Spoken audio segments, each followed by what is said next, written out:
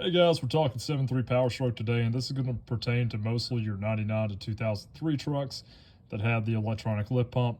And we're going to be doing a hutch mod and harpoon mod on this, and definitely need to because you will notice there is a piece missing, and it is still down there in the tank.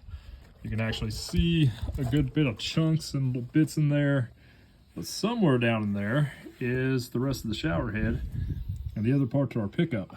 So it had completely broken away on us already.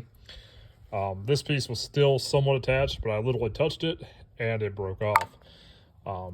Here's the rest of it still clamped on, and you can tell somebody else has already fixed this at some point because that's not the factory. Filters weren't super great, but probably not completely clogged yet, but I mean, they're pretty nasty. Yeah, this is one of the reasons that you typically do a hutch mod, is so that you no longer have to do it. I'm gonna do mine a little bit different. I haven't got all the details figured out yet, but I'll kind of go along with you on that. But anyway, what happens is the shower head breaks off, or this entire section breaks off, and when that does, you get down to like a quarter of a tank, and you no longer have any fuel supply because it can't pick it up. These filters will get clogged, and once again, you have to either drop the tank or pull the bed to take care of these filters. This is part of the system is actually pretty loose. That hose is dry rotted pretty bad.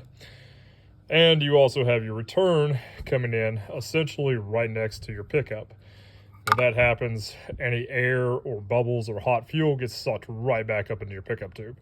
So one mod is to extend this tube out so that it comes away, usually clearing your sending unit. So typically you break it out, put it in a Z shape here, and that will allow it to vent that air and any bubbles, any agitated fuel away from the pickup tube. And you'll extend this pickup tube down using the shower head. Like I said, I'm gonna do mine a little different and we'll kind of show you, but that's the basics of it. As far as the actual hutch, or sorry, the harpoon mod, if you look down in there, I'm not sure how well you can see, you will see those two tubes. Essentially, you're just cutting those off. And when you cut those off, since they use the same tank for both diesel and gas, diesel fuel doesn't expand as much under temperatures as gas does. It also typically doesn't build up nearly as much vapor as gas does.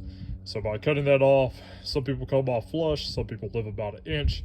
It'll allow you to get a couple more gallons of fuel in your tank, and that way whenever you're at 3/4 of a tank and it kicks off the nozzle, you can actually fill your tank up to pretty much 85–90% of its capacity at that point.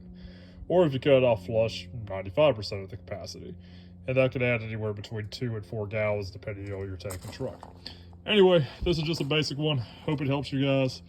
I'm sure the truck will run much happier after this. I'm glad we called it early before it ran out of fuel on us with like a quarter of a tank, because once again, this little piece was still attached, but literally I touched it gently with my fingers and it just started cracking off. So definitely something worth doing. We'll kind of do a little more detailed video on it later, but this is the basics.